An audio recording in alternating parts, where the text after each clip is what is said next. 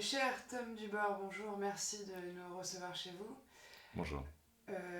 Une première question tout d'abord, vous êtes né en région parisienne, vous êtes atterri à 7, comment... Alors non, il faut que je vous dise, j'ai une vie un peu particulière déjà. Je suis né à deux endroits à la fois. C'est- Alors comment ça? Tom Dubord, bonsoir, merci de nous recevoir chez vous. Est-ce bien chez vous?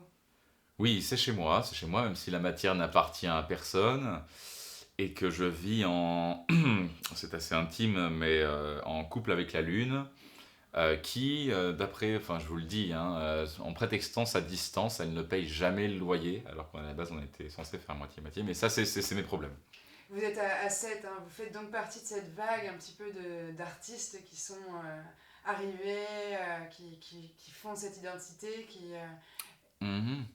Ah oui, alors Sète est une ville assez irréprochable, parce que le Bagou de Brassens, il pleut encore, dans finalement une contrée où, où la culture est mal vue. Il y a beaucoup de gens qui sont demeurés à Sète, qui demeurent à Sète et qui n'ont pas le goût de la finesse, de la juste expression. Les Non, demeurés donc là, de enfin, 7, oui, en effet. Est-ce que, dans quelle mesure vous pensez qu'il y a une vraie folie, en fait, qui s'installe et qui réside et qui prend... alors pour ce qui a trait à la folie, effectivement, on peut en trouver à 7, mais il faudrait, je sais pas où elle est là dans l'heure, mais il faudrait que vous interrogiez mon araignée au plafond, parce que c'est une experte de la folie. Moi, je gère le côté plutôt pratique. Voilà, on est un peu un duo artistique, quoi.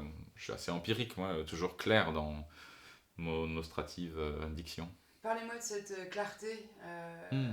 Vous avez étudié beaucoup, vous lisez beaucoup, vous Ah parlez oui, en oui, oui, vers oui, avec oui. Alexandra.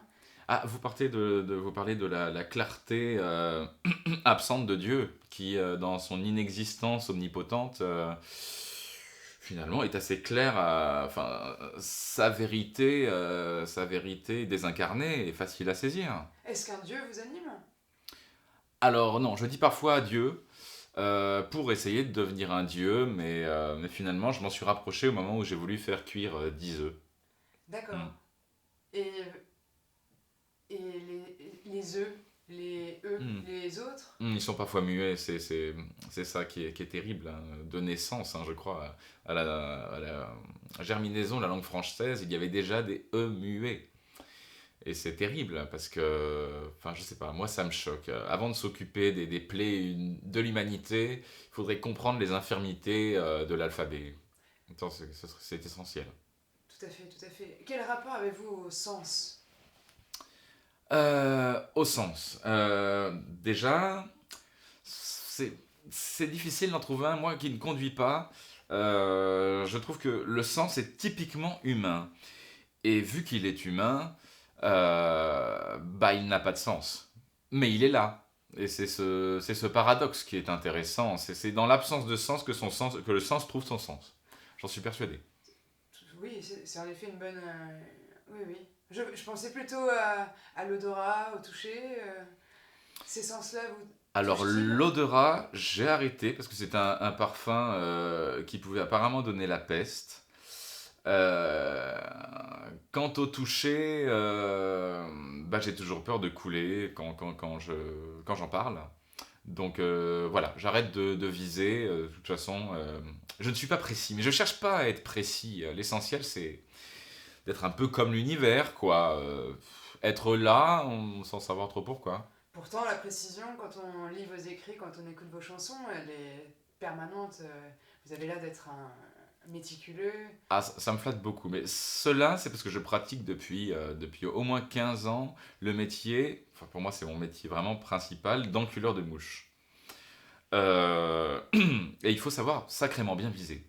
Donc c'est dans cette mission où je n'ai pas été bien doté par la nature, donc les mouches ça passe encore, mais bon, non, non, ça rajoute un idéal de précision, et ça nous permet aussi par imitation de savoir vrombir.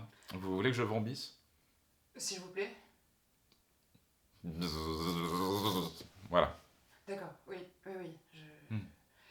C'est Vous, pas encore par- parfait, mais je pratique. Vous parlez beaucoup de sexualité, c'est quelque chose, c'est un thème qui vous préoccupe, qui vous occupe, qui vous gêne, qui vous Ah oui, anime? mais complètement. J'y pense souvent. Il y a tellement de guéguerres avec disons, la propagande hétérosexuelle et disons les critiques permanentes contre les homosexuels ou autres types de sexualité. Moi, je pense que pour comprendre l'univers, il faut avoir du désir pour lui, donc être omniphile. Je vais à contre-courant de la chasteté religieuse. Je pense qu'il faut absolument tout baiser. Voilà, même l'écorce des arbres, même les éléments les plus douloureux, en faire l'expérience. Je pense que c'est essentiel. Considérez-vous l'écriture comme une expérience à part entière?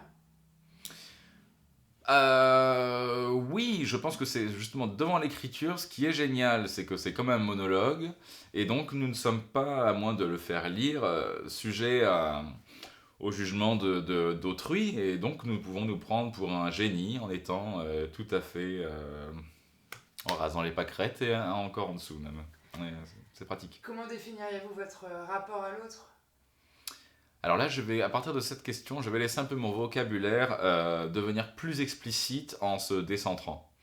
Répétez-moi la question. Comment vous situez-vous? Comment considérez-vous l'autre? Alors l'autre est un potentiel de compréhension, mais je vais le dire à ma manière. Je dirais que l'altruisme pédant des horloges trouve sa solution entre les pattes du sphinx.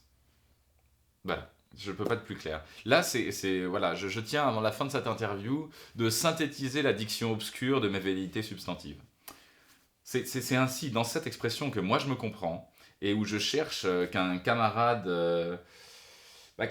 non oblitéré par les discours prépondants, enfin, se joigne à mon bagou, ma foi, assez singulier, hein, je crois. Merci beaucoup, Thomas. Je vous en prie. Edouard. Prenez soin de vos aisselles, c'est essentiel, on ne le dit pas assez. Et voilà, et n'oubliez pas d'écouter votre cornet et vos iris, c'est quelque chose de... Voilà, c'est mes pieds qui me l'ont appris, j'en dirai pas plus. Merci beaucoup. Je vous en prie.